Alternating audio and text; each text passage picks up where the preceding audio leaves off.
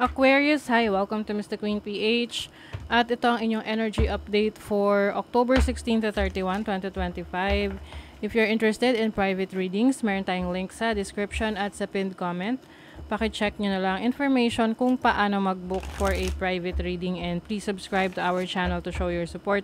Like, share this video at comment na rin kayo kung kayo ay naka-resonate.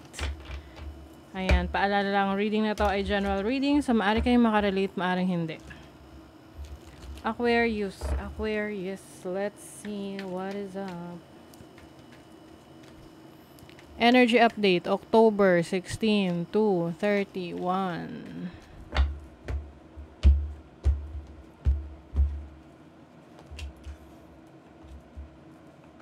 Wow, things are going well according to your plan. Ayan. Yung mga plano mo, nangyayari na, umaayon yung sitwasyon sa iyong mga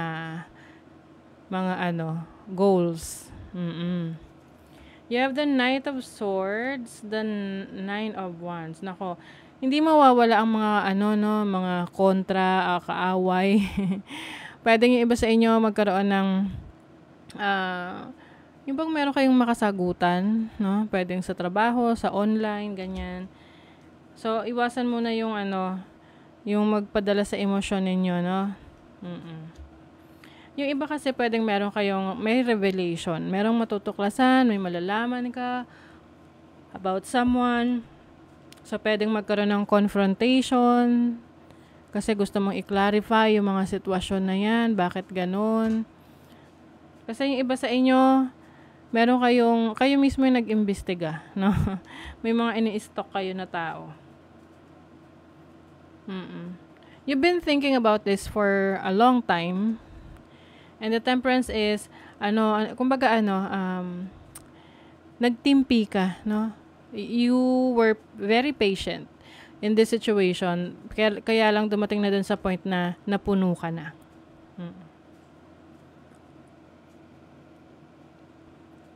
Some of you, when it comes to your finances, career, business, maganda yung takbo. Ayan, no? Lalo na kung ang career ninyo ay in alignment sa inyong talents, ng skills ninyo, yung gusto nyong gawin, or yung business ninyo, ha? Kaya lang, laging merong competition, so pay attention sa intention ng mga tao sa paligid ninyo, maging maingat. Okay? Kasi maaring yung iba, lalapit lang, gusto lang maging close sa inyo, dahil meron silang ibang intention na hindi maganda. Okay? You have the Emperor, so this is planning, discipline. Yan yung magbibigay sa inyo ng happiness, ng fulfillment sa mga goals ninyo, kasi you are focused on what you want to achieve. You have the Tower. Yung iba sa inyo meron na kayong i-release, i-let go na attitude that is no longer serving your highest good. So, pwede ring mindset yan. Oo. Kasi alam mo na yung iyong commitment, no, sa goals mo, yan yung magbibigay sa'yo ng success. You have the Sun.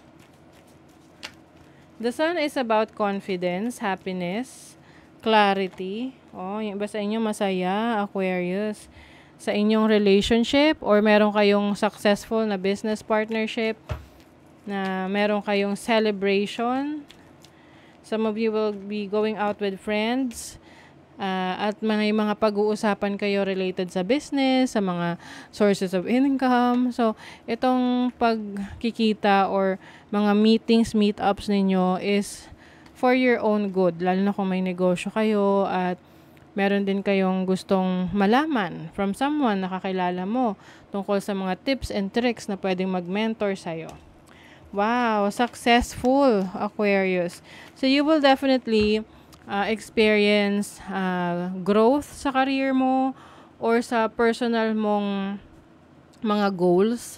Some of you magiging sikat or magkakaroon kayo ng certain following, lalo na kung nasa social media kayo. People will recognize you, people will celebrate your success, merong acknowledgement, or meron kayong awards, rewards na matatanggap. Ito namang chariot, this is about movement. So, kung kahit na merong mga taong iba pa rin na, kumbaga, pumipigil sa'yo sa mga ideas mo, hindi mo na sila papansinin because you will focus on your goal. You will focus on your direction. And that is to be successful. 'Di ba? Hindi mo na hayaan na, hindi ka na makikinig sa mga, sa mga opinion ng iba. Naka-focus ka sa yung goal. Sabi nga, keep your eye on the prize, 'di ba?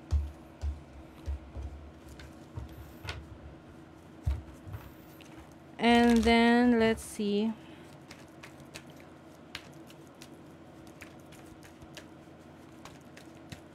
Money, career, finances. Ooh, celebration. Yung iba kung meron kayong balak na bilhin na property, especially bahay, ayan. Mabibili nyo na yan. Meron ditong ending of a situation sa career, trabaho, business that is no longer serving your highest purpose. So, ile-let go mo na yan kasi yung iba sa inyo toxic na. Toxic na yung situation or hindi nyo nakukuha yung dinideserve nyo financially. Kumbaga siya,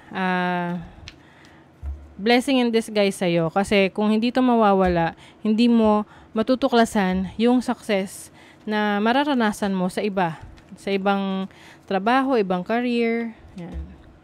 Sa relationship, pay attention sa relationship. Meron ditong, siguro may mga bagay na kailangan mong malaman na hindi mo pa nalalaman about someone that you are connecting with, na mas maging mapagmatsyag. Lalo na kung bago pa lang yung relationship. Kasi yung iba rito, you may be dealing with someone na meron ng responsibility. Pwedeng may asawa na, may pamilya na, may mga anak na. Yeah, malalaman mo rin naman yun kung kailangan mo nang malaman. But this is for your own good. Magkakaroon ta ng freedom, no? Kumbaga, you will experience freedom from a situation na talagang hindi naman aligned sa energy mo.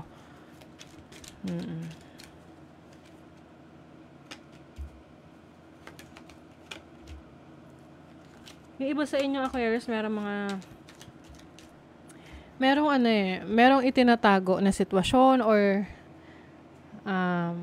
intentions na ma-reveal sa'yo.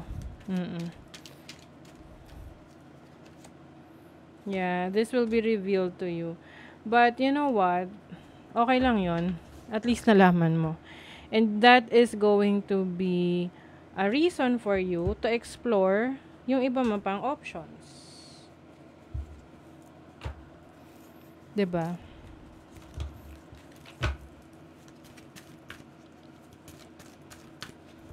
Ewan ko, ramdam ko yung pagod nyo, Aquarius. Kasi simula na nag-start ako mag-read sa inyo, panay ang hikab ko. So, wala kulang ba kayo sa tulog? Or pagod kayo? Take a rest, ha? Pahinga rin. Romantic relationship or abundance. Wow. Prosperity, pinakyaw nyo na. Kaya naman pala, kaya siguro kayo pagod kasi focus kayo sa abundance, prosperity ninyo, no? Gusto nyo mas mapaunlad pa ang inyong mga sarili. And some of you, merong issue or concern related sa romantic relationship. Ngayong second half ng October. What else? Reflect on your priorities. Ayan. So, dapat alam mo kung ano talaga yung priority mo, alin yung uunahin mo. 'Di ba? Kung priority mo, family mo, then put your attention to them. Kung career, trabaho, goals mo, then doon mo ibigay attention mo. Kasi mahirap naman na ang goal mo, gusto mong yumaman, example ha. Pero, hindi ka kumikilos sa pangarap mo, di wala yon. Ano lang yan, nagwi-wish ka lang, nag-imagine. Honor your feelings. May mga times na we are feeling down. Kumbaga, i-acknowledge mo rin yun na malungkot ka, pwede kang umiyak. Minsan kasi pag laging yung parang pinipigil mo yung emotions mo, nagpapatong-patong siya until bigla siyang sasabog kahit sa maliit na bagay kasi matitrigger ka. Oo. So, yun yung iiwasan mo.